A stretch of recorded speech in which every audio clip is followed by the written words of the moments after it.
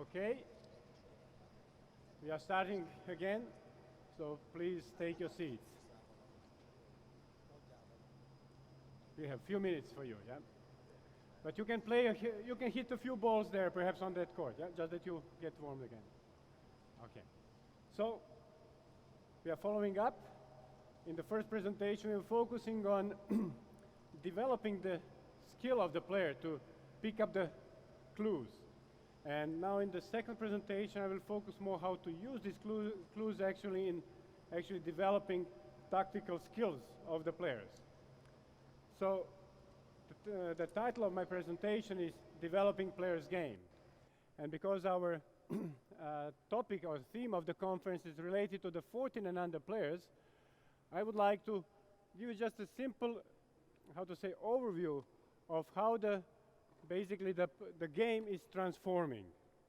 So when the kids are entering 14 and under, let's say, period, they're around 10, 11, they play on the full court, and typically what they do, they use the space, what means they are able to attack opponents' movement. They're actually creating the difficult situation for the opponents by moving each other on the court.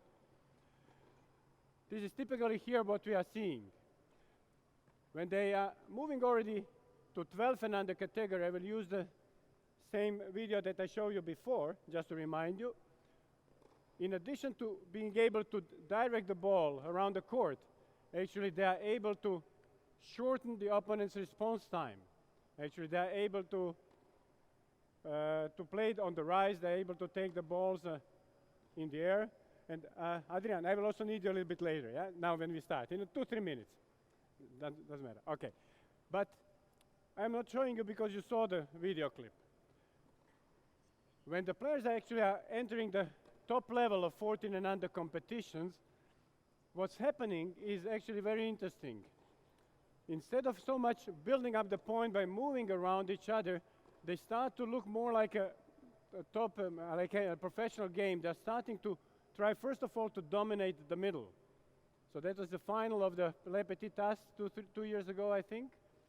And here this point is just illustrating that at the top 14 and under level, players are able to dominate the middle with the depth, with the quality of the shots.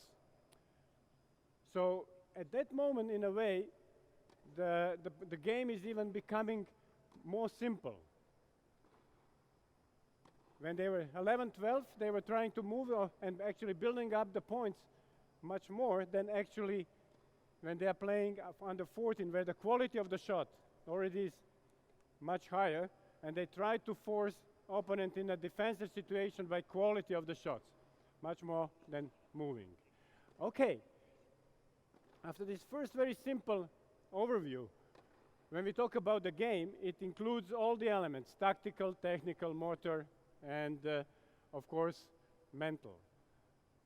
Today we will focus on the tactical element on the top. And when we talk about teaching tactics, there are like 3 steps that is, let's say, like a methodology that I'm applying and that I will share with you today. First step in teaching tactics is actually understanding, that the player understands the tactical concept.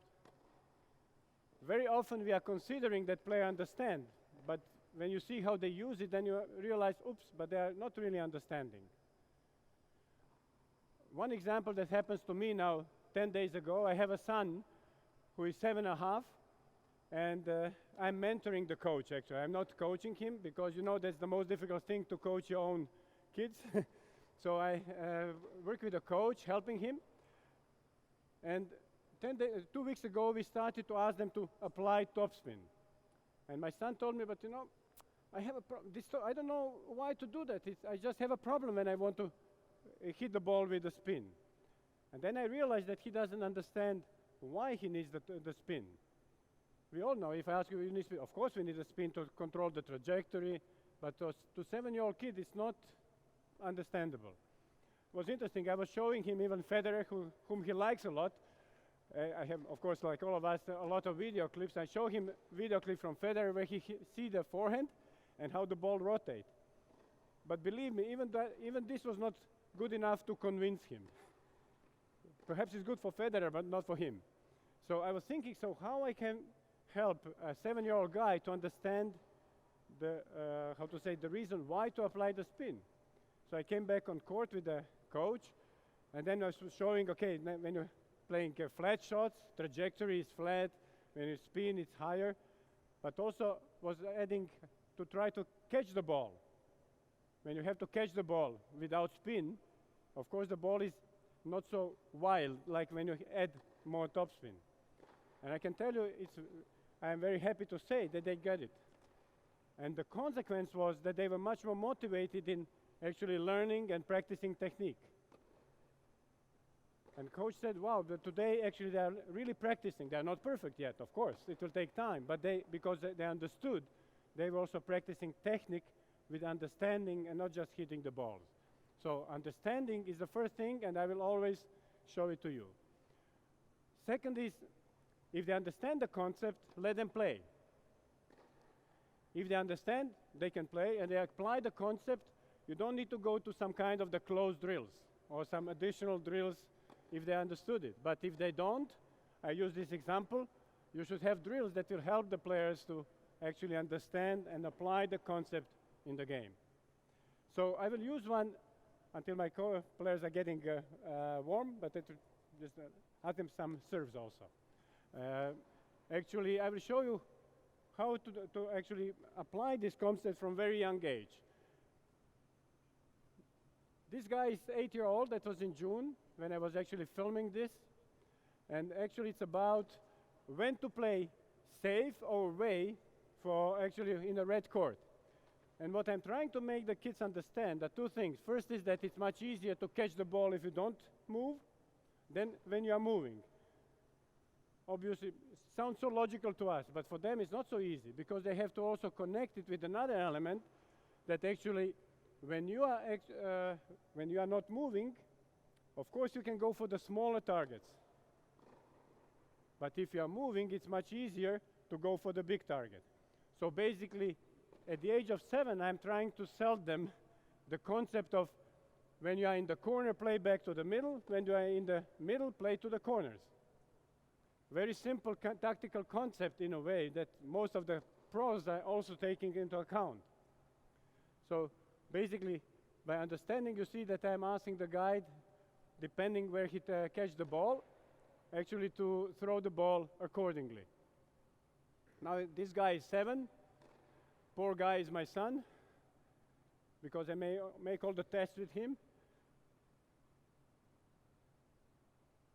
And you will see there is one more guy that is like 8 months younger. Because by my son, you can see that he realized, he understands actually, okay, what I ask him from the middle, throw away. When you are in the corner, throw it back to me. And what I realized here, that even the football ball is too heavy for them. So you see that for them it's difficult to throw. Take a volleyball ball, it will be easier. It seems also like a football, it's so easy to throw, yeah, for us. And this is a guy that is around, no, it's 6 months younger. And now look at him. First of all, catching already is a bit more problem. But you will see that after 2 or 3 shots, he will show you that he doesn't really get the concept. He doesn't really understand what I want, why I want from him. And why I'm showing you this, because obviously that this concept was too difficult for him at the moment. We did it now 1 month ago. He got it without any problem. So 4 or 5 months in that age already makes the difference. But we have to be sensitive. What was interesting when I asked my son and him, did you already do this drill? They said no. They didn't even remember. Obviously for them that was nothing. So you have to repeat. So basically, after understanding, let them play, as I said. And this is first time that they got the concept. Yep. You see? He got the idea. He is trying to play away from the middle, from the corner, going back to the middle. Oops. Not bad. First time in life, so it was not practicing.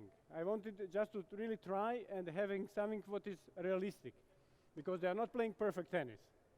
No way. This guy is 8. he's a bit better. But you can see by the other one now, he needs help. So basically the help you can do by asking them to tell you, for example, to call. When the ball is in the middle, to call forehand or backhand. Or when they're in the corner, to call the middle. And then when you don't see it here, but when they have to call forehand or backhand, it's a huge, actually, challenge for the kids. It's so difficult for them to make a decision because they have to make decision before the ball bounces where they will hit. It's a huge problem for them that they call it before the bounce. Why I'm emphasizing that? Because if you don't make a decision where to hit, it's so difficult to hit in front. Very many times when the player is not hitting actually in front is because he didn't make decision at the right time. Waiting, and when you are waiting, usually the ball comes too close. So it can be with a rally, it can be with a basket drill, or any other drill that you might use. So I'm moving now to actually this entering stage of 14 and under game. And basically when we talk about tactics and decisions, basically your players should be able to solve the problems or actually the questions in the game. Where to play depending on the difficulty of the incoming ball, when to change direction depending on opponent's position, incoming or when to change incoming direction depending on incoming ball characteristics, when to use better shot, where to finish the point when playing at the net, and when and where optimally to cover the court that we are losing a little bit. So today I will cover these two things more. I will not have time to go through everything, but with the players on court, I will try to cover these two things. And basically, what I will ask them to do is something what sounds very simple. I didn't ask them, I will ask them also, and also the coaches. Are you familiar with the drill that is called traffic light? No? Okay. Let's make it then very simple for you. Okay. Let's make, okay, we will make only with this at the beginning. Can you take this on the other side? Okay. You wait here, just that we put it.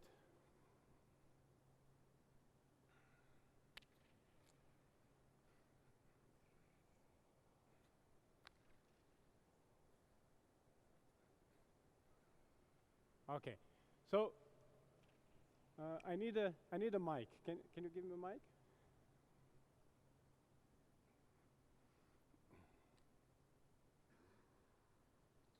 Working? So, because I want you to hear them. Can you come to me? Attila, also. So, okay, we can make also like this. So, when you get a easy ball, or regular, not easy. Okay, when I ask you, when you get a easy ball, what you try to do with easy ball? Attack it. Doesn't work? Attack it. Attack it, Yeah. or finish, yeah? Yeah. Okay. When you get a neutral ball to the middle, what you try to do with a neutral ball that is coming to the middle? Just hit back to the court, the most likely to deeply. In which direction you would try to play that ball? Cross court. Cross court mostly, okay. Yes. Very good. And when you get very difficult ball, A difficult ball. Just try to hit it back to the court but where? deeply. But where? Cross court again. I think. Now it's a question, you see. In the middle to, yeah. Why you try to hit in the middle? Because then if you hit it in the middle, then the opponent can hit that much angle. Now he shows me he understands. And why you hit actually cross court actually? To have more time to Okay. move back to the middle. Also not bad idea. Now, of course, I would like him also to understand that actually if you hit a neutral cross-court shot, Yes. then your opponent can actually Hit better cross court. better cross-court. I understand. So what I would like to understand, that they understand when after hitting cross-court, by defending with a cross-court shot, actually you are not really defending, you are counter-attacking. Yes. If you really want to defend, then it's safer to the middle. So basically, now I'm demonstrating the first step, understanding. Okay? Now I will see if they understand it well in the terms of you play a point, or actually, I will skip the next. I would give them the points to play, and then observe how they will play in the point. But now I will go, by this one, I will go just to the third step to help them if they can't. But because that will also be like a game. You go to the baseline, both of you, okay? You can stay here. Because there is one thing that I wanted to emphasize. For them, it's not a problem usually. So, you will start the rally, and you will call. When the ball is neutral, you call it yellow. When the ball is difficult, you call it red. Okay? Now, I made a mistake. When the ball is difficult, you call it red. Make it even easier for you. I'm changing because they're already too good. The ball will be too quick. So when the ball is red, it's difficult to say red will just actually make too much problem. They will not have time. So when the ball is red, you don't say anything when it's difficult, but you are playing back to the middle. Okay? But when the ball is yellow, for you, then you have to tell me where you hit, to forehand or backhand, before the ball bounces. What means attack? Okay, can you give me a ball? So you get such a ball, can you? A bit faster. What you can do with this ball? Now, you see, he's using a word attack. For me, that's a very dangerous word for young players, attack, because attacking for them very often means finishing the point. And now here, I would like to say, when you get neutral ball, I would like you to make him run. For this, make it run means for me creating advantage, not finishing the point. So, okay? So we will not try to finish the points now. You will try to, when you get a neutral shot, you will try to move your opponent, but you will tell me before you hit, if you will hit to his forehand or backhand side. Okay? Let's see. So when it's difficult, you don't say anything. When you get it neutral, you don't say yellow or something, but you tell me where you will hit, to forehand or backhand. Come on.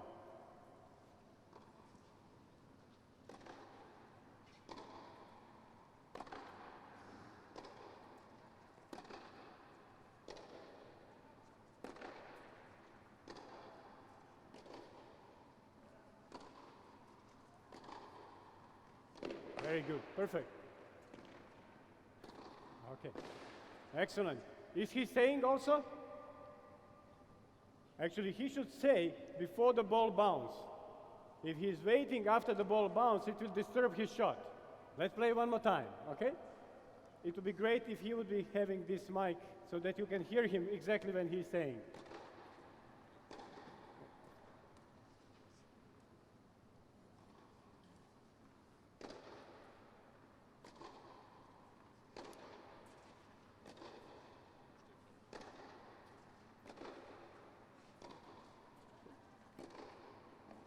Okay, does he saying something? So your concentration was fading away. If you don't say something, you have to play to the middle, okay? If you don't say before the bounce what you will play, you have to play to the middle because it means that you didn't recognize at the right time that the ball is giving you the chance. One more time. Loud.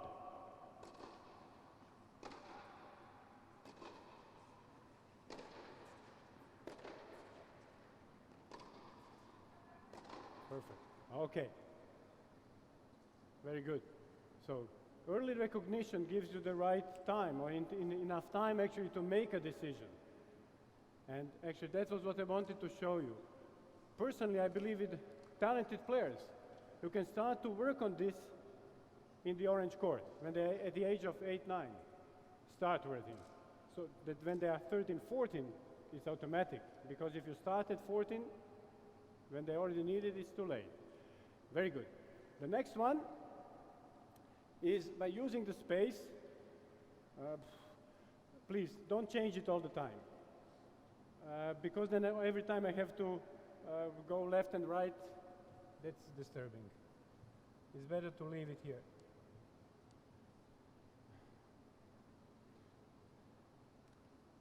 actually how to use the space, and actually how to use the space. I will use the example of serving, okay? So now let's change the sides. Can you please take out these two lines, please?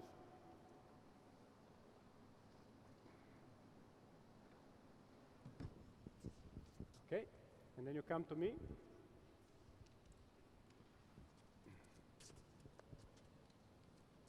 Okay, now I will ask that Zoran will serve.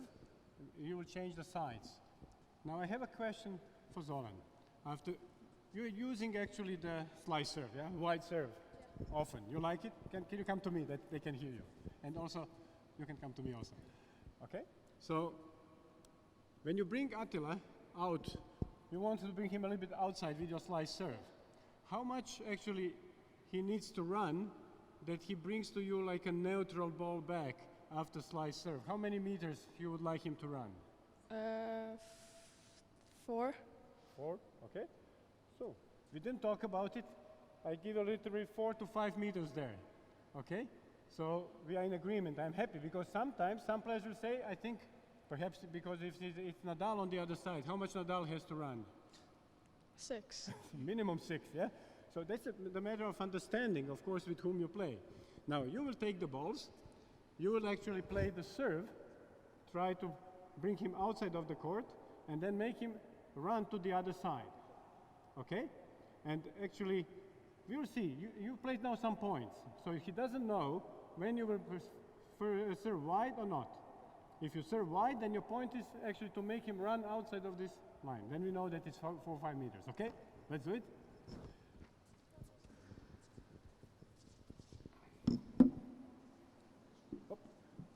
Attila, try to be consistent in return, yeah?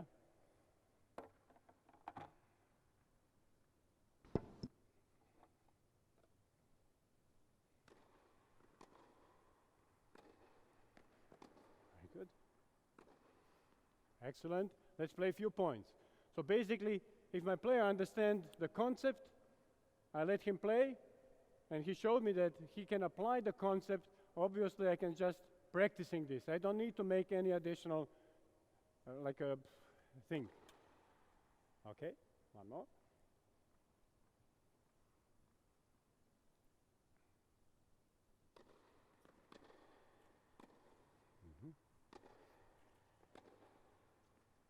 Good. Okay. But as I said, you don't need to play all the time. That's like a points. In the points, you would not play always the same, yeah? To make it shorter. Now, if it works as I said, let them play, move on. Teach him when to play behind, for example, to change, yeah? But if the players cannot do it immediately, what we can do to help them? One thing, for example, I was not sure that you can really bring him outside. I can actually extend the service box. So you have a double alley. You can serve in a double alley. Okay, come on. So that's one thing, especially when you will start to do it with younger players at the age of, let's say, 11, 12. But now, look at what Attila is doing. He was because of that, I put this mark here. You have to make a split step inside. Of course, I don't want him to stay here now because he knows it, yeah? But he made exactly what I expected because he's smart. I want to help him. Let's see. So that's one thing, yeah? And then try to make him run to the other side.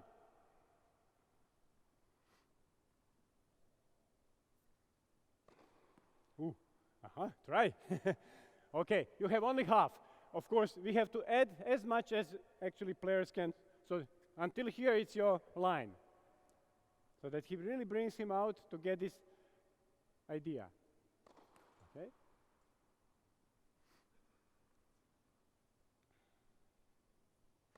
Good, okay, Not so easy. And now exactly happens something where I want to come. Can you come to me, please? What do you think? Why did you make a mistake? So it was neutral ball or it was actually a difficult ball? Red or yellow? Red. So he agreed that was red ball. And typical here, that's now another question that you will face by such a setup, does the player respect the quality of the incoming ball? So I can ask him, I can use what we said, what we were doing before. You will make the same drill, but you have to tell me yellow. When you actually the ball is neutral. When the ball is difficult for you, you don't say anything. But then, if you don't say anything, where you have to hit? Middle. Excellent. So we are using this what we previously developed in actually developing the decision-making skills in a particular situation. No, you nothing. You have enough problems.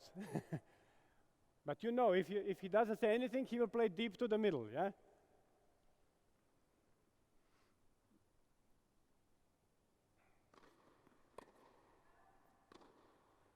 Okay. Okay, a few more.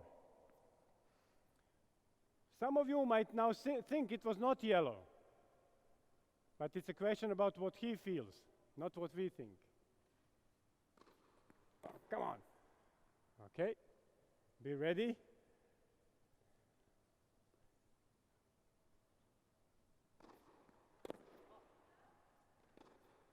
Excellent. Very good.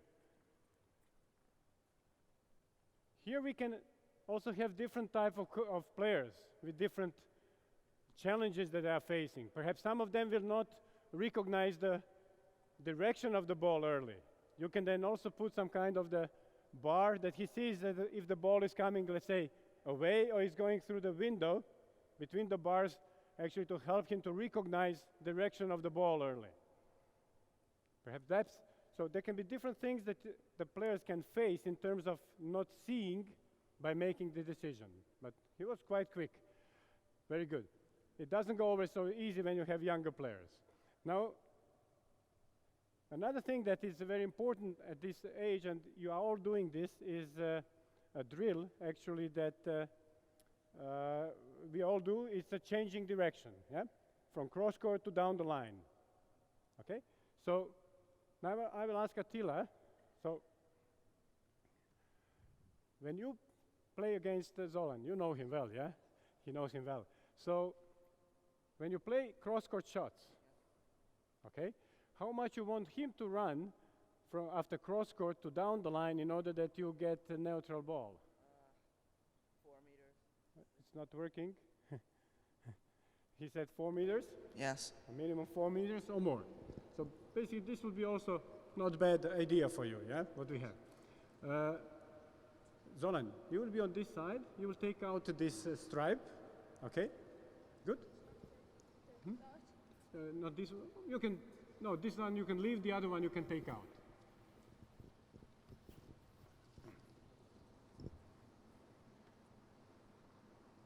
You can bring it to me. I take it. You can bring it to me. Adrian, you can actually start by bringing the first ball to Zolan down the line. So you can take some balls with you. Thank you.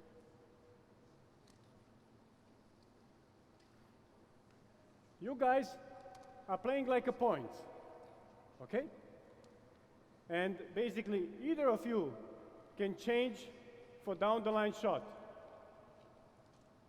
If you finish the point after down the line shot, inside 2 shots, you get a bonus point. So you have a down the line and additional 2 shots to finish the point when you change, okay?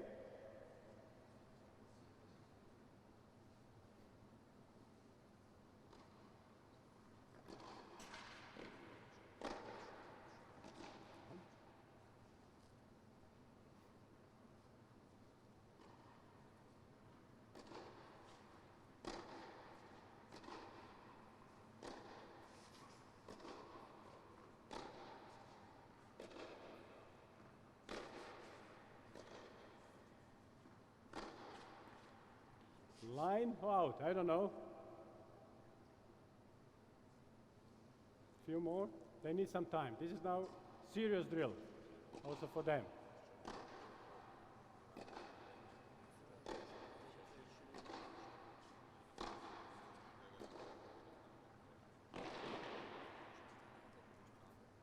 One more.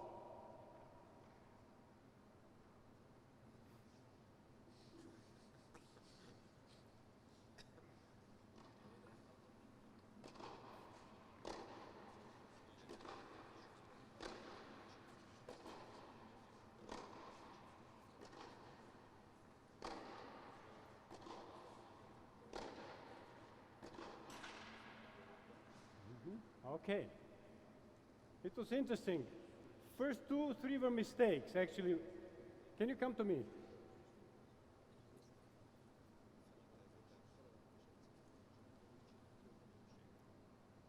How many times after changing direction actually you play the shot? Huh? Almost 0. So actually when you are changing direction from cross court to down the line, what you want to do? What you want to achieve? Make an angle so I can finish the point. With which shot?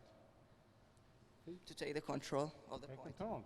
But if you want to take control, you told me that you need to move him 4 meters, but your ball was bouncing here.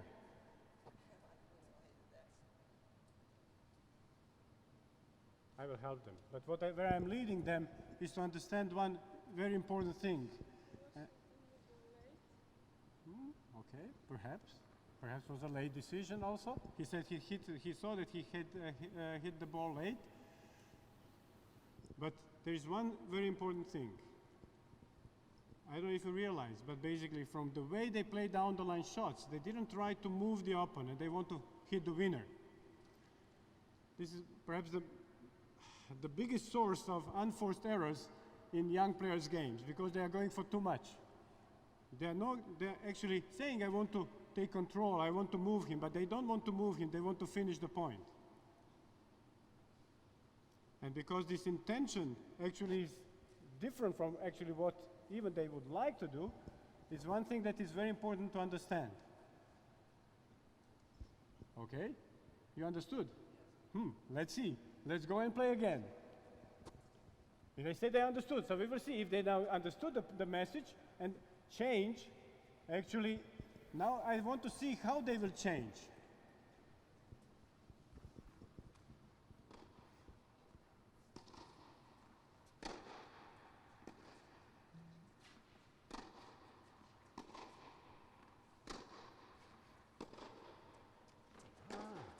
That's perfect.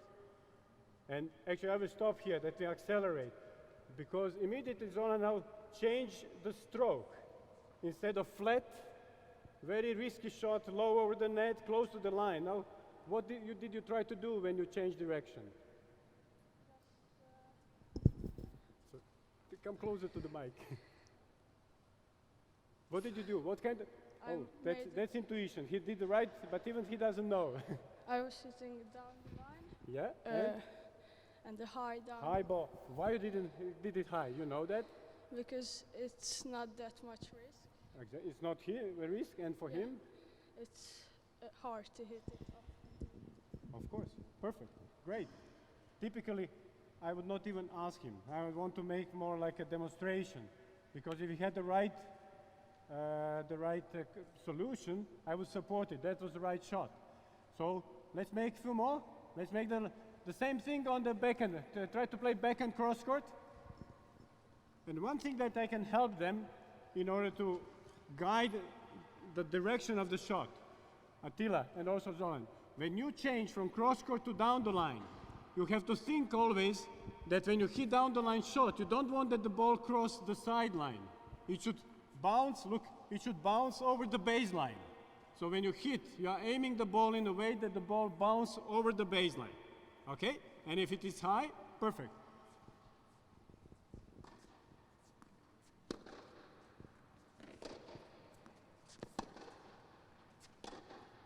Yes, perfect. Take the lead. Because he didn't cover the court.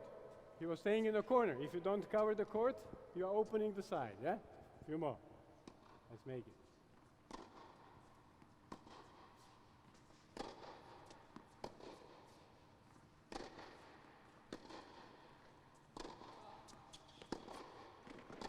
Okay, good. Several things that you can play, and actually this is one of the, I would say, fundamental drills, but the question is always what you really practice. Do you really practice the winners or changing direction in order to create the advantage? Now, one element is, can you come to me? That will be the last one to add to this drill, is how you make a decision that you change from cross court to down the line, based on what? That I have more time. Okay. For the shot, and I can turn. Okay. You have enough time to prepare. Yeah. Okay. So basically, I would say he's using this like a yellow or red. When the ball is difficult, you don't want to change. When the ball is yellow, he change. And by you, do you have the same or something else?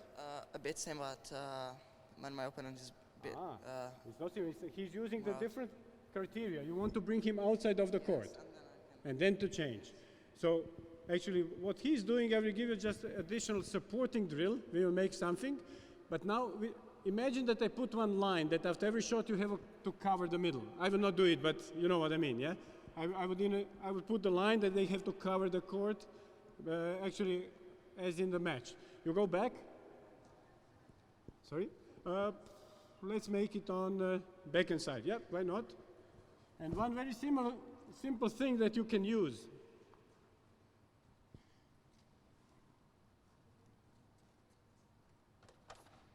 As a visual clue.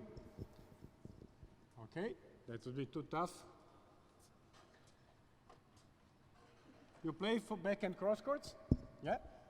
When you see him playing outside here, that's a sign for you that you can change direction to the other side. So use such things for helping players if they have a problem. Especially when you, again, do this, you can do this drill on orange court with 9-year-old players. And they might have really a problem to actually recognize when the player is outside. When they have such a visual sign, it's much easier for them to be sure if it is the right time or not. Let's play a few points, yeah?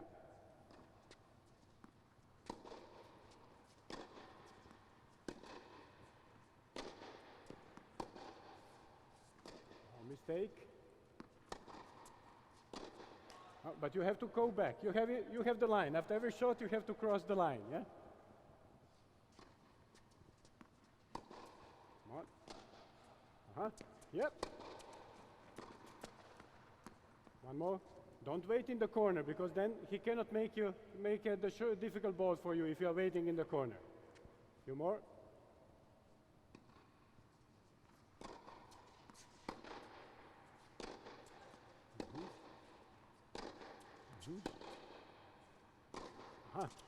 Now, yes, come on. Okay, good. Very simple thing. So help the player to recognize the position of the opponent, what we put there that I will also show you. What is the typical drill that you are using instead, or I would say the help, instead of the banner? I believe many of you use this if you see that your opponent step over the line. Did you use this? That's quite. What is the problem with this drill? Especially young players, they are not sure what's going on, if the opponent step out or not. So that's just another help. Can you please bring out this banner for me? Can you come closer?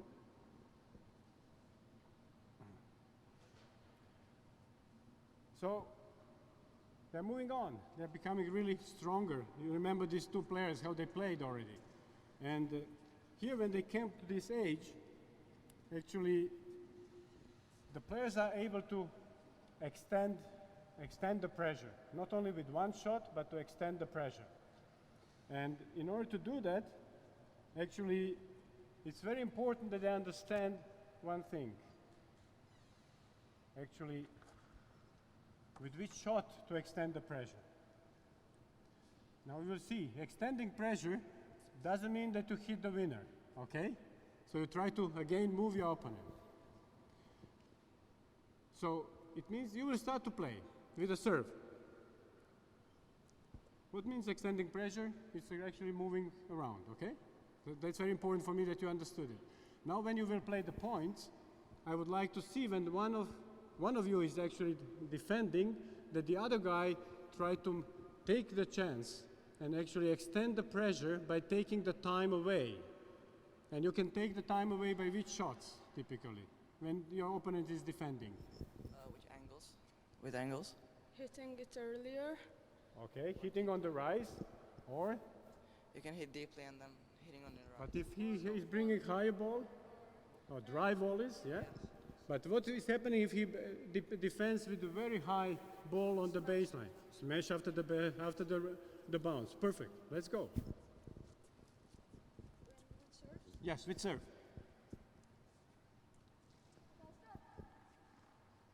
Again, if the concept is clear, create a drill. Let them practice it.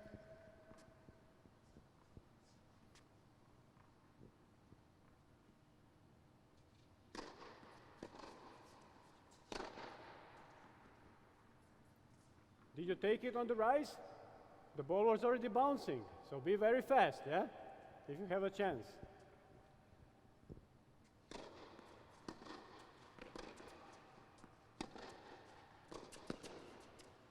Oh, good intention.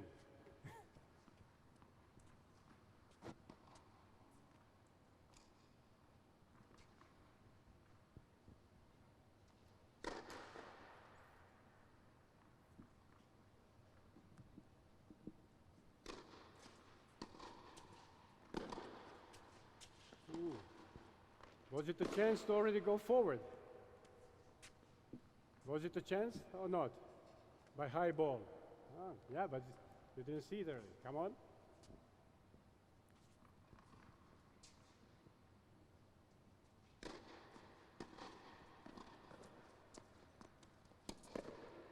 One more point.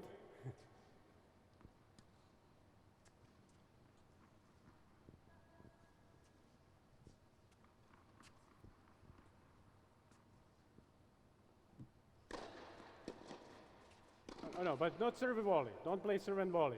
It's from the baseline game. Now, you immediately see how they interpret some things that we are telling them. They have their own interpretation. Normal.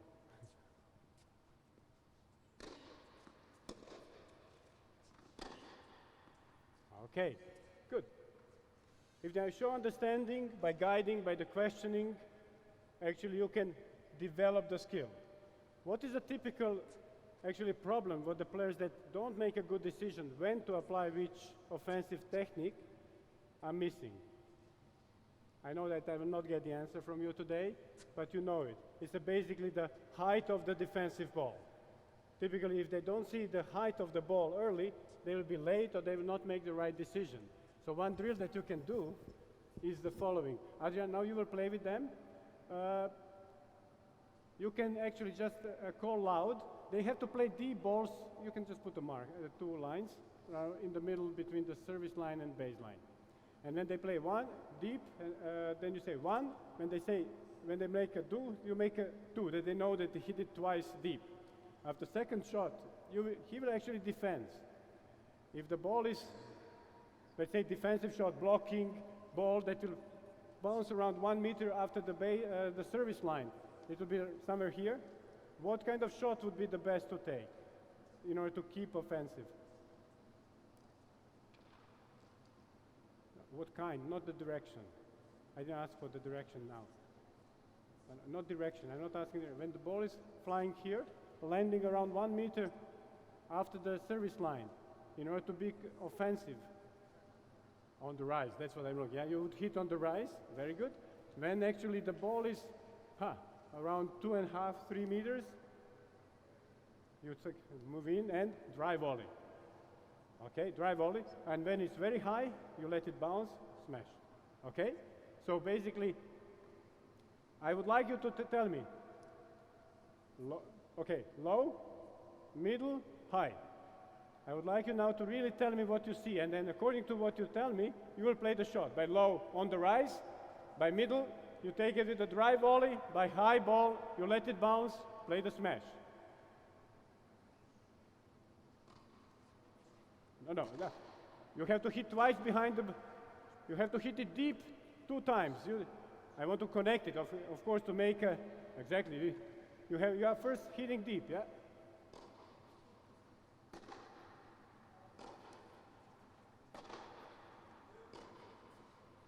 Ooh. But did you hit it on the rise or the ball was already falling down? Okay, come on. No, next one. Okay. Out. Next one. You are trying to create advantage by hitting deep balls in the middle, like what we said. Controlling the depth in the middle is typical for 14 and under good players. They can do that.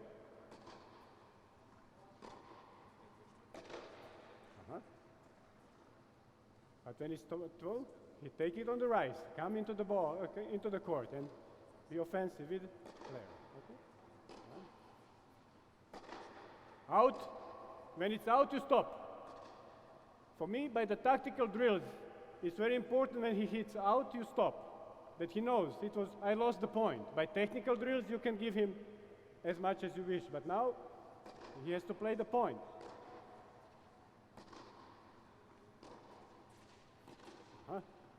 Okay.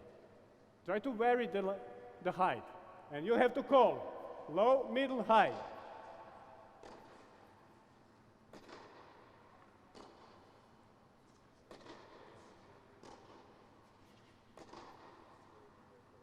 It was 2. Can you be louder?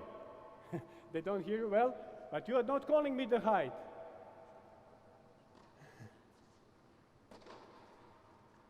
Out. Next one. No mistake. Be focused.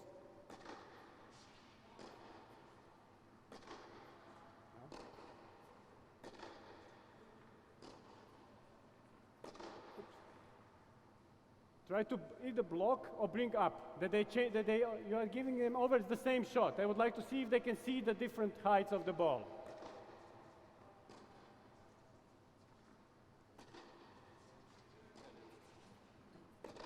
No, Adrian, when you are defending, try to defend with different shots. Blocking, higher or very high.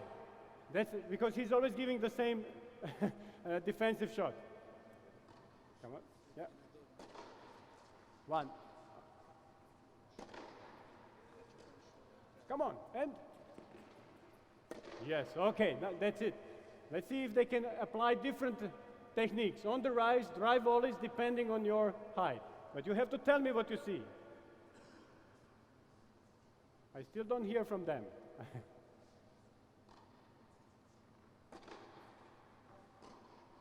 No, stop. Until they play too deep, you are playing regular. Defensive shots should be different, that they differentiate. Sorry. We didn't practice it together. Yeah.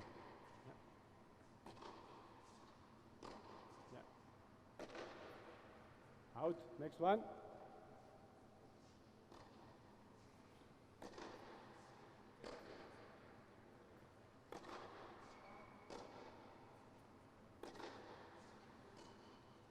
Come on. Okay, good. I would like to see one for the drive volleys or something. Try to bring in between if they see it. Because that's the one that is actually critical. It's something in between.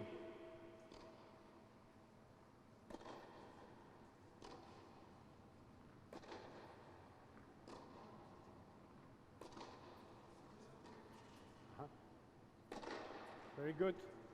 But he didn't tell me, and I know why. No, doesn't matter. I know why. It's a good also example. Okay, very good. We came to this.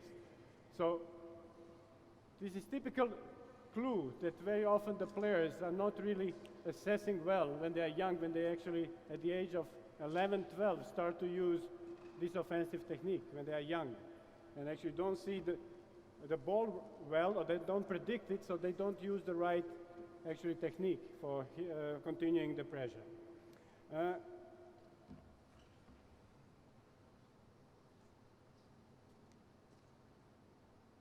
Okay, enough.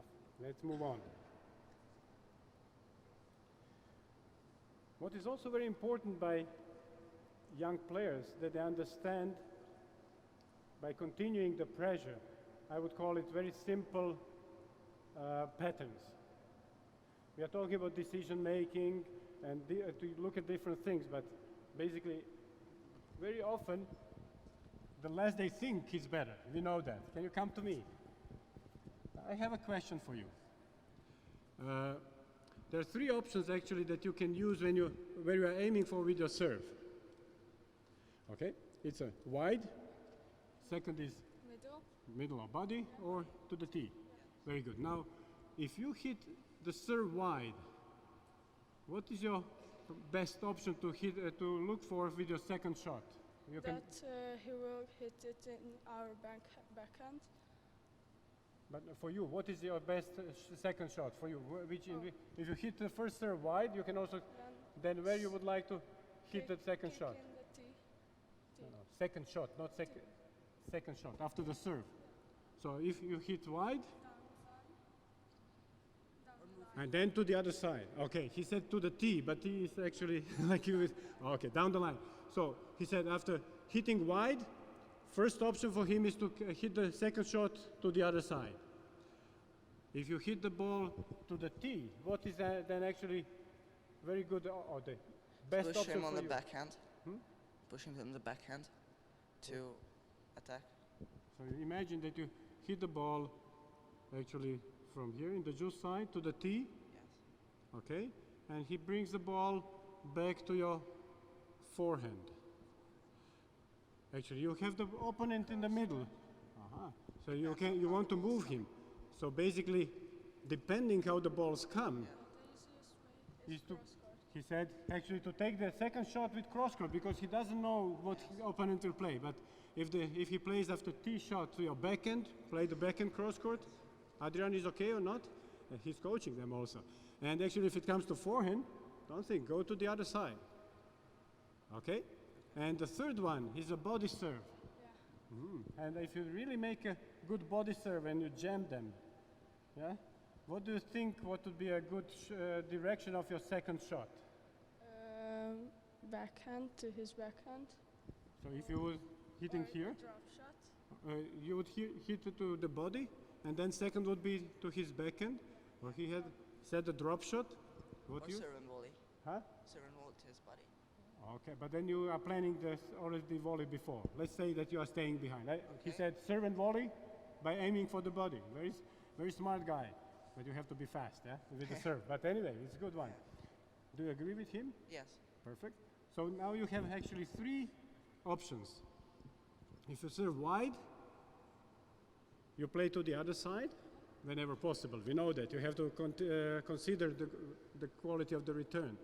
The second is if you hit to the tee, the second shot is cross court, and the third one is body, and actually then wrong footing. Wrong footing. Let's see. Let's play. One of the things that you will see that if you're looking at the guys that are, not this one, actually when you're looking at the guys when they are this level, top 14 and under, and you look how they create their serving and returning patterns, these guys are aware and applying this, I would call it basic patterns in their game. The players that are 40 and below, for sure they are randomly hitting the second shots. But the good guys, 90% are going by this, I would call it high percentage guidelines. What they are doing is a high percentage game. Let's try. Oh, sorry, let you see better.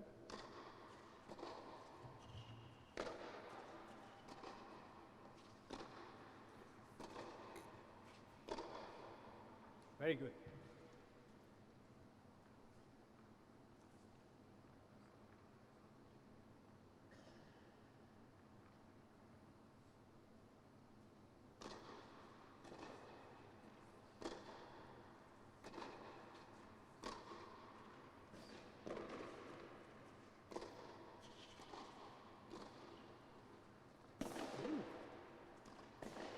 Okay, nice. Playful. 2 more points. You change the sides. You can change the sides, yeah?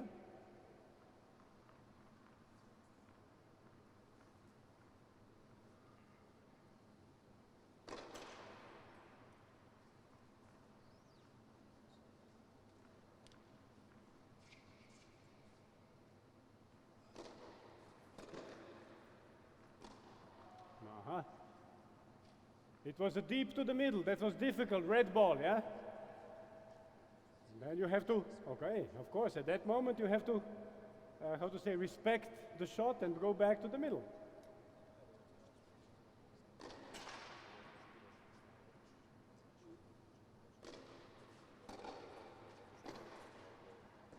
Ooh, great Good shot.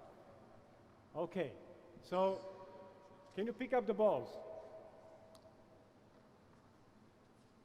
If I would ask you, do you have a question now? I will not hear any question, but I would bet that at least some of you were thinking now, but Hrvoje, now you teach them the patterns, actually they will be predictable. Who is honest and starting to think like that? Raise the hand. Thank you for being honest. There is one thing. You cannot add variations if you don't have a pattern. You understand what I mean? Because if you don't have a pattern, it's a random. If you have a pattern, actually then you have to add the variation by being aware of what we call also calculated risk. And then we are entering 18 and under international players game when they have to sometimes instead of cross-court play the down the line shots. And they have to be aware when. Is it by 15-40 or 40-15? Yeah? And that's actually what for sure you can add to this. But one thing I wanted to emphasize, and if you go and look at the top players under 14, I dare to say that 80 to 90% of the returns are following, let's call it high percentage guidelines. Especially if they are playing against each other, when the points are important, you will say that very often even the return, if they want to make offensive return, it will be deep to the middle. They are not going, especially the girls, they are not opening the court. Because if they open the court with bad shot, they're in trouble. So try to be aware that you can add variations. You first have to establish the pattern, that then they will add the variation. You got me also? Okay, you hear too much today. Usually I don't speak so much with the players, of course, but today I'm actually speaking for the coaches. And one more thing actually that is very important for 14 and under game. How much more time we have that I'm not... 45? So we have 10 minutes more for the drills. Okay. One thing is actually, you remember when I said dominating the middle. And actually, by dominating the middle already Zoran told us, so I will not misuse our time, that basically when he hits a deep ball, opponent has less angles. Okay? And actually when the ball is a bit shorter that you can step in, it opens your angles. Good.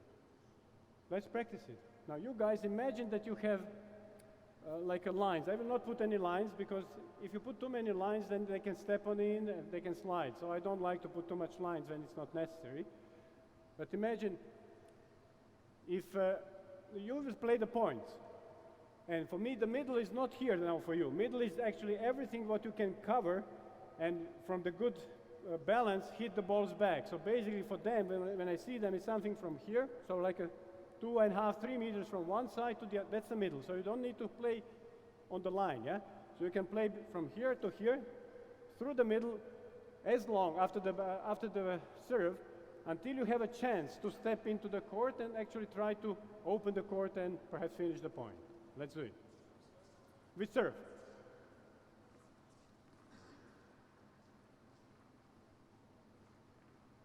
Try to go now with the return back toward the middle, yeah? So let's see, we would like to start the baseline rally from the middle. Yeah. Mm-hmm.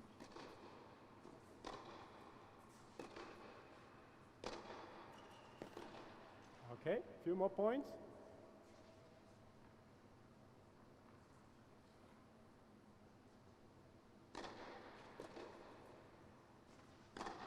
Very good, excellent. A few more.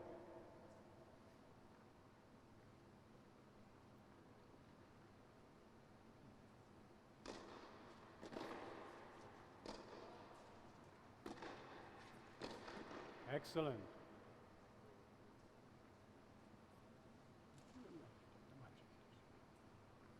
Okay.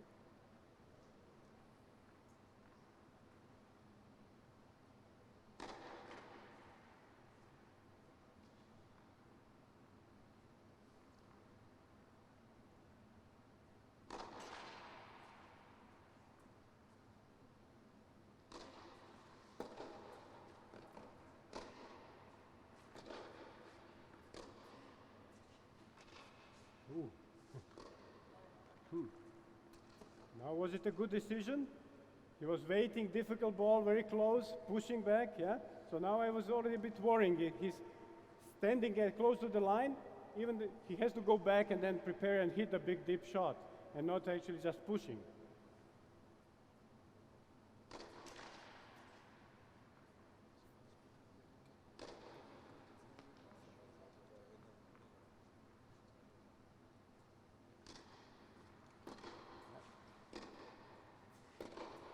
Because you play to him neutral cross court, yeah? Try to hit quality shot to the middle if you are not inside the court, then you open it, yeah?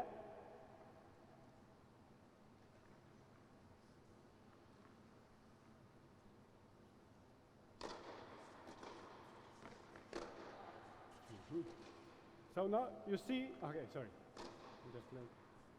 By this drill, it's like a breaking point. Exactly because that's their level of the game.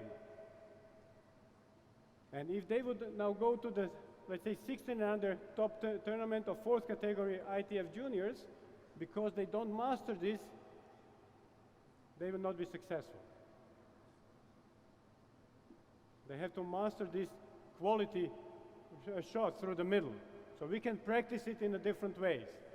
Actually, one way is I can ask Zolan,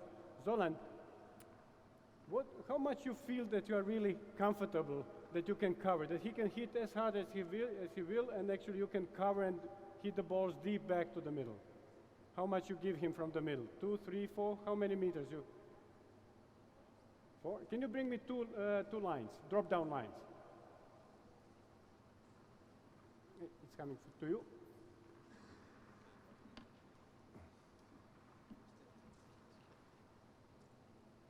And you will put here 2 lines in between, in the middle of between the service line and baseline, just in the middle. Okay? Can you take it out? Can you take it out? Yeah. So, how much you give him? Like this?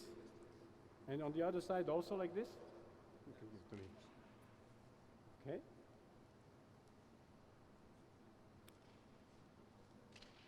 Something like that? Okay, very good. No. For him, you just put it in the middle, between the baseline, in the middle. 2 lines like this. Yeah. Okay, and yeah. So, basically, yours, if you really defend well, your balls will be actually deep with good spin, yeah? The balls are attacking him, so that he cannot really attack you with the next shot easily. And you can hit the balls inside these lines where you want. So you can move him inside this line with a quality shot, try to provoke his error.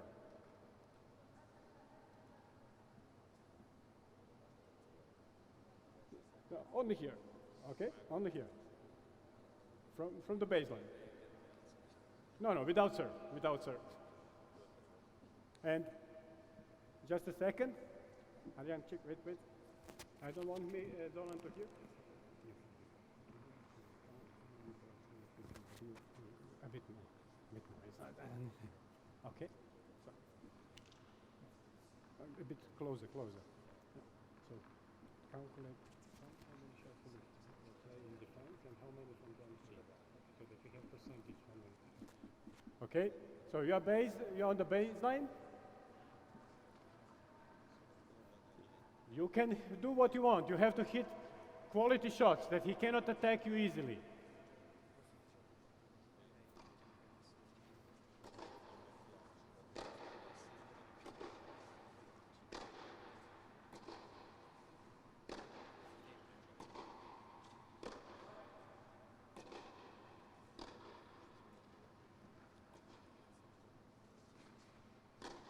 No mistake, come on. No mistake, you have easy shot. If you give him such easy balls, then he knows that he doesn't need to make anything special, yeah? He will just be steady in defense and he will win. Come on.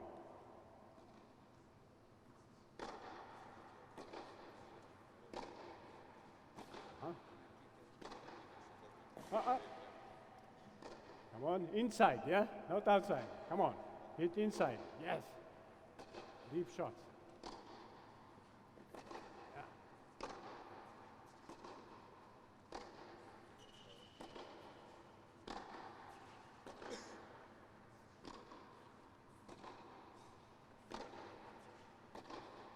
Okay, thank you. I have asked Adrian to count actually from Zolan's shots, how many he actually hit behind in percentage. So less than 50% of the just the regular balls he gave.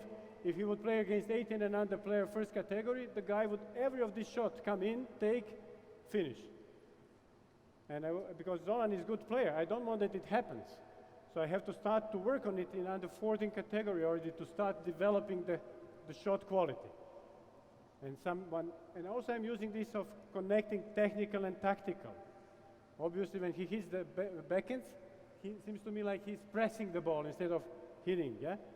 So for you, try to be deep and also try when you hit the ball, actually to give him the ball that will bounce up to him, that it goes also over his shoulder when you can, so that he has to also perhaps go back to give you more time by the next shot, okay? Ready? Because now it looks very good, but if you will bring one 18 and under good player against Zolan, you would see that after third shot, he would not be able to really copy with the quality because he's 14 and under player, yeah? But let's see now with Attila. Attila, try to attack him, and you try to defend with the quality, deep, topspin shots.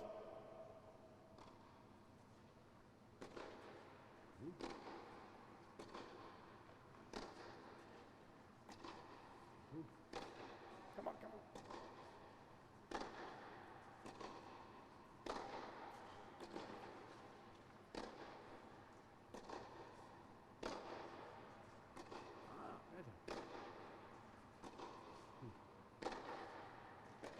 Okay, stop. When the ball is in, out, stop. Now I give him a chance. If you give him a ball that is a bit shorter, you can come in and you can then go for the angles and finish the point. Okay? And you see now where it's his technical breaking point. His balls basically are coming exactly at a nice height. At under 14, up to the top level, it's good enough. But if he would like to be a European champion next year, no way. You have to make it better. So try now, I don't know how, I don't want to coach you, but don't give him the balls here. It should be deep so that he cannot step in. If he can step in, he can go and finish the point. That will happen to you if you go to the first category tournaments next year. Come on.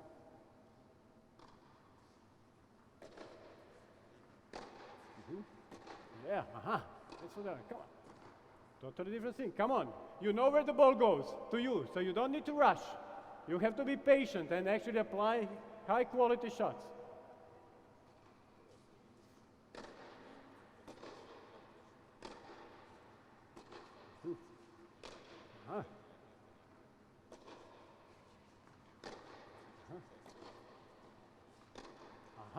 Totally different game. Come on. That's good. Now you don't give him any more chance to attack you easily. Come on. Yes. Come on. Yes. Stop. That was a chance. He should come in. This ball you have to use. If you want to play 18 and under tournaments, that's the best what you will get. Easier than this you will not get. Come on, one more time. Try to use it. Very often, what you will see that players don't see, then don't use the chance. And there is no second chance by the best players.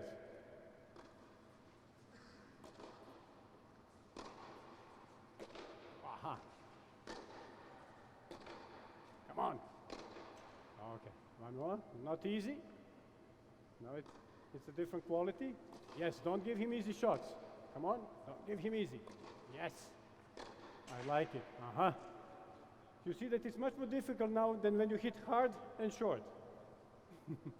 Very simple.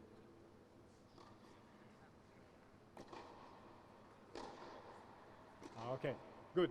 I see now they lost a little bit of concentration because now if you ask me how long, minimum 20 minutes. Minimum 20 minutes you should practice like this, perhaps with some pause in between, yeah? But you lost a little bit of concentration. But also, I would need to help him now. Perhaps to coach him a little bit when to play which kind of shot, yeah? Because you know that it comes back, so you don't need to take risk. Now you were not sure when to take risk, when to push, yeah? Okay, we have something to do in order to win some 1800 tournaments. But anyway. In order to finish with this one here, actually, I believe you all realize that in modern game, actually, this is one of the key elements. Another one is how to build up, let's say, the advantage in the cross-court rally.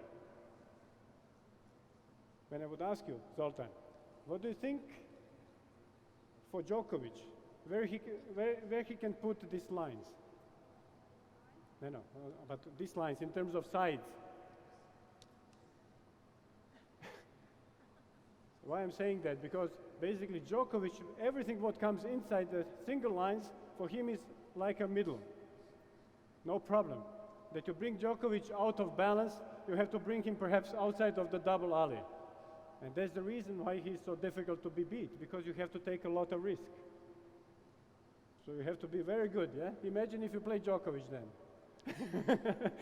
How to create advantage. Believe me, many others have also the same problem. So actually everybody in the world at the moment. Before I come back there, I would like to thank one more time to Attila and Zolan. They did a great job today, guys. Thank you. Thank you. And also to Adrian, yeah? Thank you, guys. Can you just pick up the balls and everything from the court until I will finish? I need 2-3 more minutes.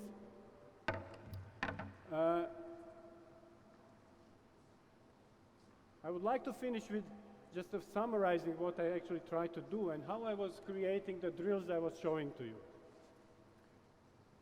Actually, when I want to help the players, so creating understanding by questioning, that's a very important technique.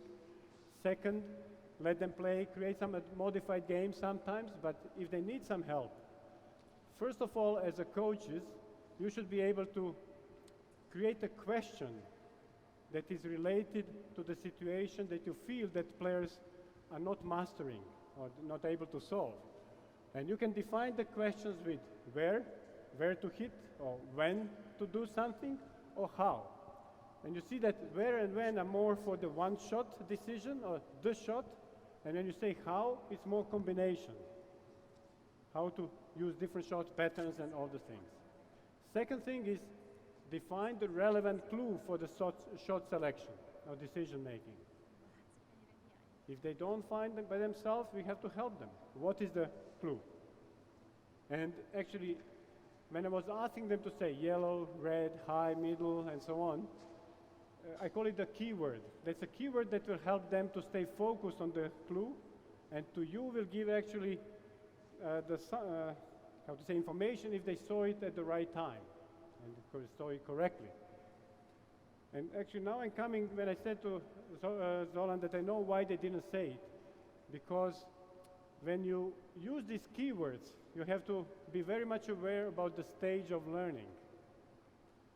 When the kids are in so-called cognitive stage of learning, then keywords will help them. Typically young kids, or when they didn't, let's say, make anything automatic. But already when they're in repetitive stage, what Zolan and Attila are, when you are using too much saying and words, it's more disturbing than helping. So basically, at their age already, application of the agreed shot is a good confirmation. And when it's something what is difficult, or they don't have a lot of time, and you ask them to say, imagine that they have to jump to the difficult volley and say red. It's unlogical. So be logical and think that keywords are good at the lower levels and when they have time. If you want to do it with the older players, then it's good that you as a coaches are giving balls from the basket to create enough time that they can say something. When they're in automatic stage, keep your automatic focus on relevant clue at the right time under pressure. Imagine if you would like to ask Federer that he tells you what he will hit before he hits. He will tell you that you're an idiot, yeah?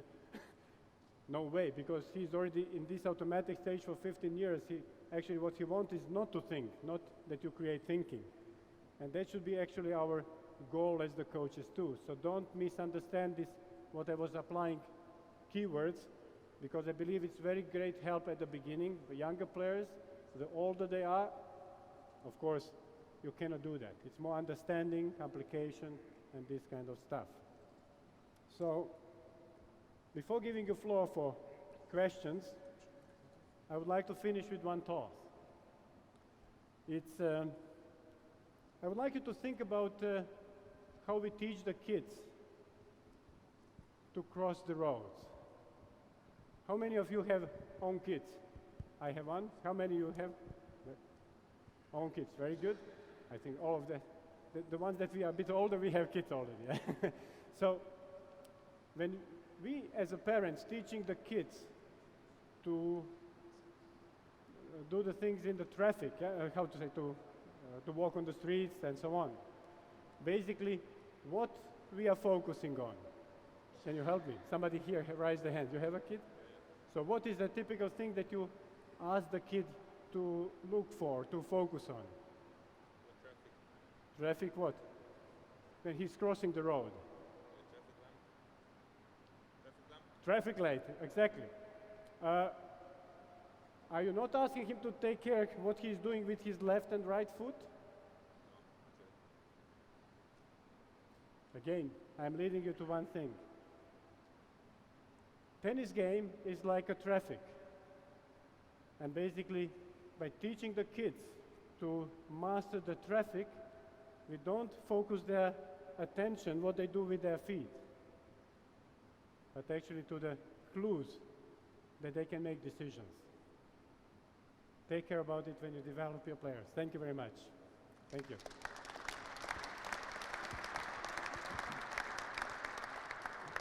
Thank you, Hrvoje, for another great presentation. I actually prepared 2 questions. Wow. But perhaps let them, perhaps if they that's what I feel wanted. better. Yeah, that's what I wanted to ask. That first, let them ask.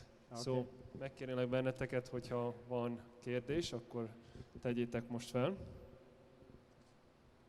I will be back. I will be away, so you will not have chance later on. I know that usually people come later, but I will have to leave, unfortunately, so you will not have a chance later. So what is your position on corrections? How much time do you leave the kids making mistakes until you really step in and then correct them in this age? You are talking about tactical or technical corrections?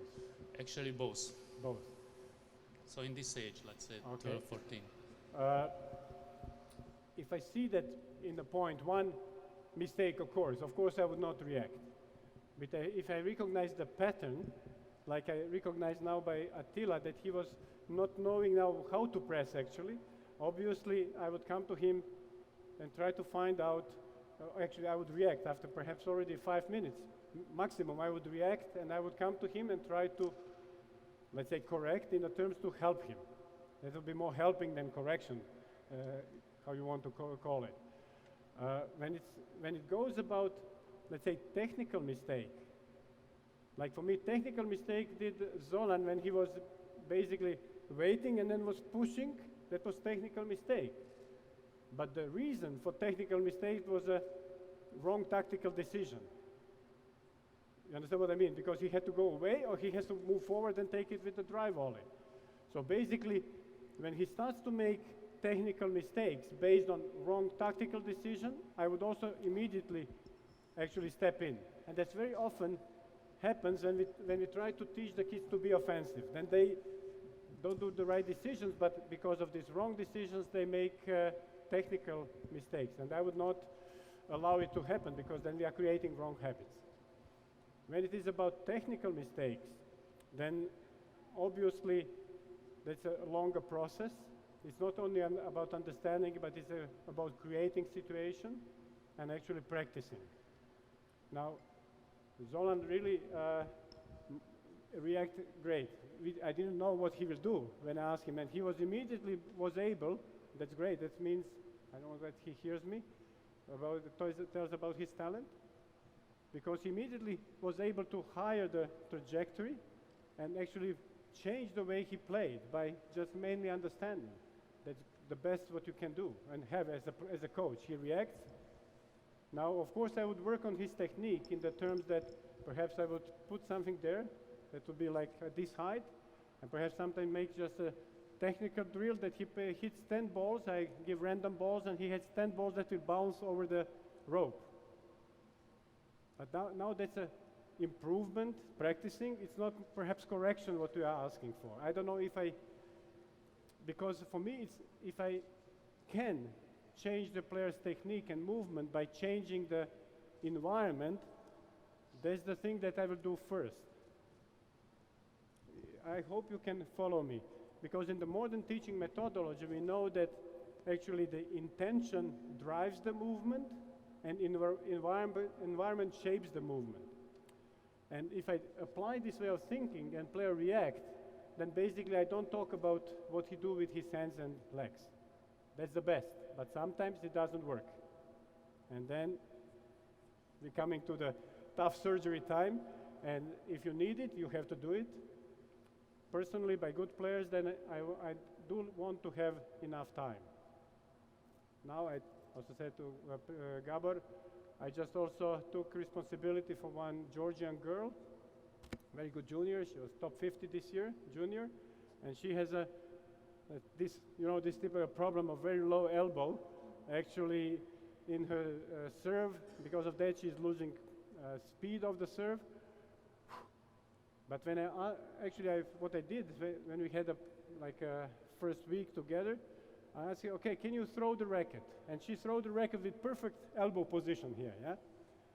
And then I filmed both actually her throwing and serving. She looked at it and said, how I can serve? But when she tried to serve immediately, she said, but I don't feel.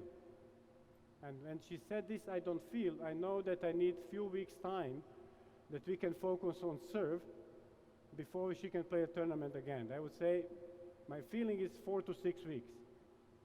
And where is the problem? When you have a junior who is playing tournaments, when you find 6 weeks without tournaments, it's tough. So you have to plan it. So periodization, planning with a good junior is very important to give some time for such surgeries, let's call it. It was a bit long, but I hope, because it was not simple question. Egyéb kérdés?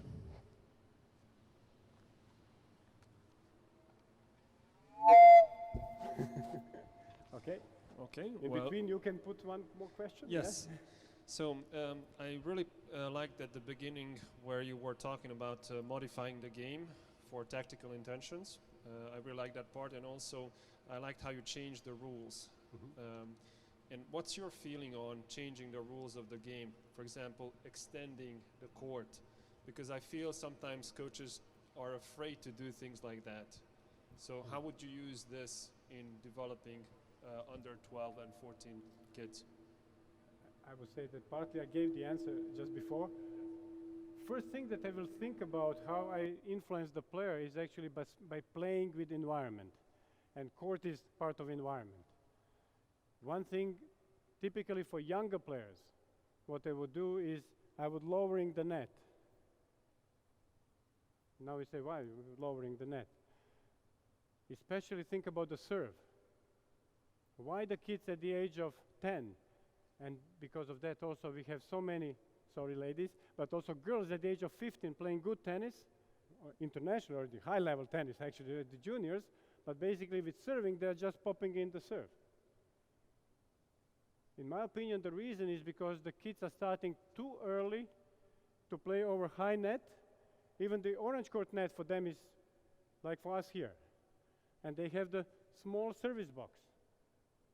And everybody knows how the box is small by the second serve and 1540. And you have to hit to the backhand. It looks so small, yeah?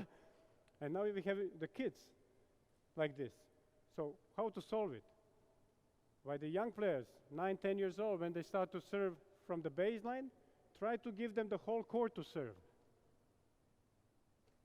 Whole court. And then you will see that they will start to accelerate. And another thing, typical problem for the coach is to teach the returner to make a split step. They don't do the split step. But actually ask yourself, why should they do the split step? If you get an easy, nice ball that you know that come to you, split step has no function. But if you give to the young player the whole court to cover, believe me, inside 2 shots when he will they will be like that. Because there is a reason to do the split step. When there will be too many aces, narrow the court and actually come closer to the service box. Personally, even for the best 10 and under, I would not use the service box. I was already talking about it with some. I would extend it at least 2 meters longer. And of course, adding double alley when you are starting to actually introduce the idea of bringing out the opponent with a wide serve. Obviously, because the technical skill is not good enough. But you can actually bring the idea, and if you remember my story with my son with spin, actually they will be then more motivated to work on their technique in order to actually be able to bring the opponent out, but of course with serve inside the box. Great, thank you. Még egy utolsó kérdés.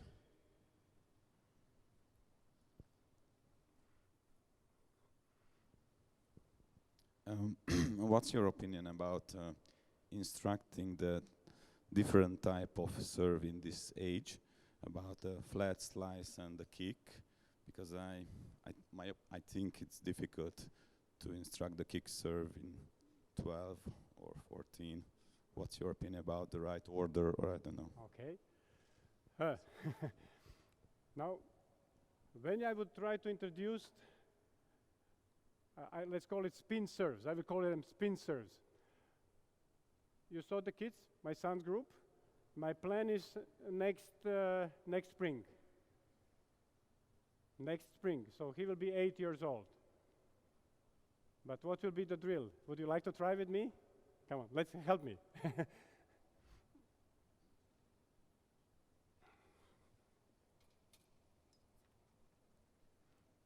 You have a racket?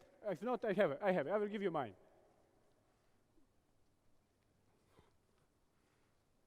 Because I will move them to the orange court. No need to warm up. Easy. Actually, how I will teach the kids to actually serve with the spin serves is the following thing. Okay, guys come more to the middle. I will show with the right, and you try to do it with the left, because I want you to feel like a kid. Okay? You toss the ball, and just to put ball inside. If you feel that we are too far away, we can go forward. Yep. Very good. Can you make it more? Can you try? One more. But it's not important that it's deep. It's important that you slice it, yeah? It's more. Very good. Okay? Can you now do it actually that you do the same thing, but actually you try not to hit in front of you, you hit here from the side, yeah? If you miss. I'm also not perfect. Yeah, to the side. Yeah. Very good. Let's come closer. We are not so good, we have to come closer. Very good, perfect. Now can you make a slice that it's a bit higher?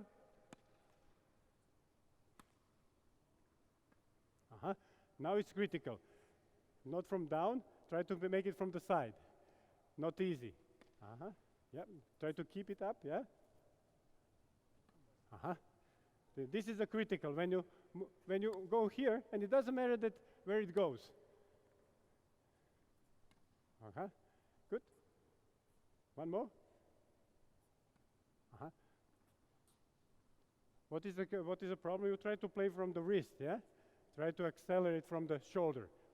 Okay, that's typically let's come even closer, because I think that you are thinking too much about the depth. Yeah? So we come close. It's not about, no, come even in front. From here, whoop, and try to really brush it. Up, chop. Excellent, very good. And now try to get it up. Get it up. Okay?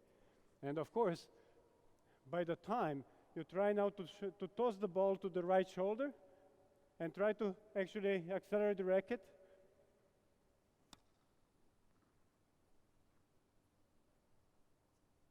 But you have to toss it closer to you. Closer, yeah? And to the right shoulder. Okay, and accelerate. It's better. Why I say accelerate? Because if you hit a spin serve, you have to accelerate the racket. By pushing, you cannot. So it doesn't matter if you hit or not. I don't know. You see, I make also a lot of mistakes.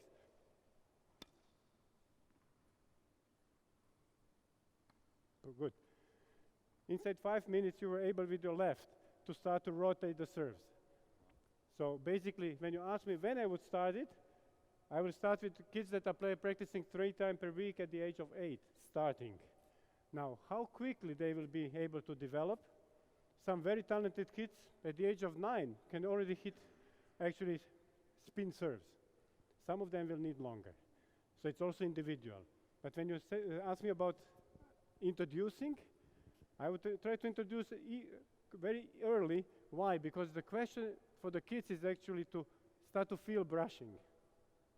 Did I help you? And then, of course, you can use, but pronation is more important for the flat serve. Yeah? So the pronation, of course, for me, pronation is very important from the age of 6. From the age of 6. The drill that I can share with you, there are many drills. Do we have any can? Ball can? Not here. Does anybody has a ball can for the balls? No, I have. No. It is, but actually because of that you have to do it before. I don't think that you can introduce slice serve if the player doesn't use, but the pronation is only forearm. You need also the upper arm and the whole, I would call it, this is internal rotation and this is pronation. Yeah? So you need the whole movement before you go to the slice. Of course I agree. 12-year-old kid can make a spin serve with pronation perfectly. I can show you these kids that you saw now. The top kids can. Regular kids that are practicing once per week will not be able to do. So, so because of that, I don't like to use the age, because age can be very misleading, because it depends on how much you practice. When did you start, and what is the level of your talent? So don't think so much about the age. But you saw the orange players that I show. These orange court players should already work on this. Doesn't mean master, but you don't need to wait. And basically, if you ask the kids to hit hard serves on the full court, let's say 9, 10 years old, and second serve to hit like this, I'm guaranteeing in 1 or 2 years, up the age of 12, they will be able to hit spin serves, perhaps not topspin. For topspin, the problem is that topspin also requires, just stay with me, you know, do one more thing. For topspin, it's very important that the players can combine leg drive and this shoulder-over-shoulder rotation that the topspin really occurs. By the slice, it's easier because the kids are using twist. So usually, typically the kids first develop slice and then add the topspin. I would say that's typical. But again, but always I ask the kids, even by slice serve, I ask them to go up, that you get the right trajectory, okay? Can you use it? Ooh, that will be, he's a tough guy. It's easier with the 3, with this will be more difficult. You'll try with me? Look, no, you go there. Ask the kids to try to toss from the ball can. To throw the ball from the ball can. With 4, it's tough. With 3, it's easier, okay? Actually simple, and it's your turn.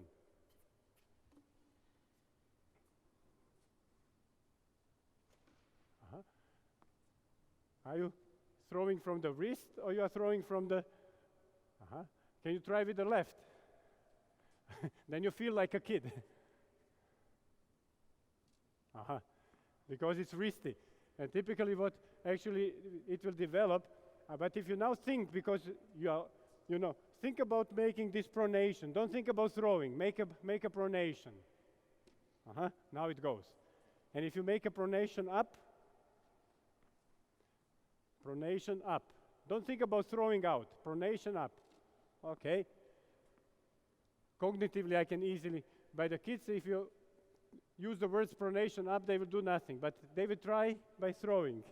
And they will find out the movement by which the ball is flying out of the can. So that would be very simple drill that you can actually do with easily with 7 years old. And actually that will develop the thing. Okay? There are other things, but the one idea that I can edit. Thank you for the question, yeah? Okay. Hrvoje, thank you very much for your Welcome. presentation, and we have actually a small gift that I would like to Thank give you. you. Thank you very much for being here. Thank you. Thank you very much. Oh.